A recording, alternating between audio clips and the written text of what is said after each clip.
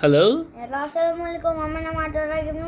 আজকে আমি আমার এই বইটা নিয়ে আজকে একটা সুন্দর ড্রয়িং করছি। আপনারা দেখেন কত সুন্দর ড্রয়িং করছি। এটা কি আগে ট্রেসিং করা ছিল, রাইট?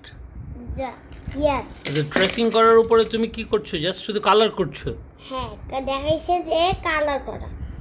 কালার করতে গেলে কিন্তু এখানে আস্তে আস্তে অনেক মনোযোগ দিয়ে করতে হয়, যেন কালারটা ট্রেসিং লাইনের বাইরে না যায়। এখন কি স্কাই হচ্ছে?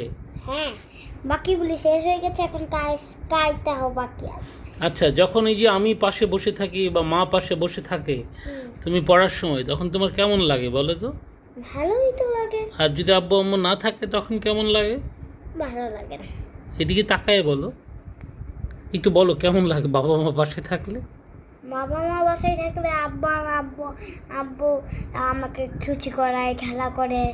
আমার আম্মু রান্না করে, মজা মজা রান্না করে, আমাকে আদর করে। আচ্ছা, আর পড়ার সময় কি আব্বু আম্মুকে পাশে পাশে থাকতে হয়, পাশে রাখতে চাও? হ্যাঁ হুম। হ্যাঁ, আচ্ছা, কেন পাশে রাখতে চাও? ওই যে আমার অতবার ভুল হয়ে যেতে পারে।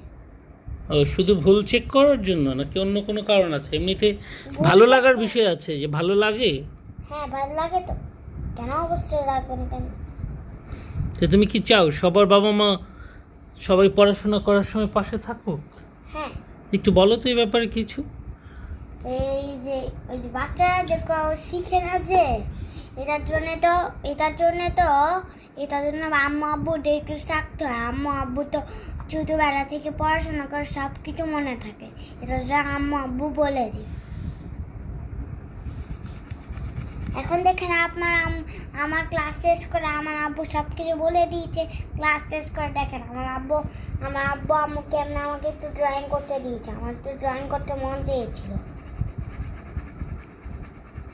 এর জন্য তো আমি সবসময় তো ড্রয়িং করতেই মন চাই।